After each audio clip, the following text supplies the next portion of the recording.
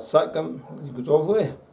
Сакам да ги прашаме учените од БАН, кои зборуваат че македонски јазик е бугарски, а да ги прашаме од каде ода учителето на Оман Гелари го раст, дали од Приска ги прашта во Охрид да уча македонците или обратно, македонците праштаа од Охрид и праштаа там да ги учаа, да ги на христијанство, да ги вкарува во христијанството.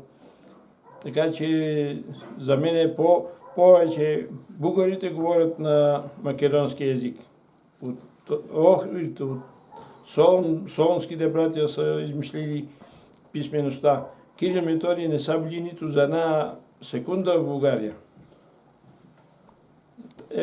Това според мене зборува јасно кој чиј език е македонски и кој на кој език говори. Значи они донесоа декларација, што донесоа? Декларација за дека македонците се бугари, дека македонски език е дијалект на бугарски и да се чуеш, декларација не се. да плачеш ли да се смееш.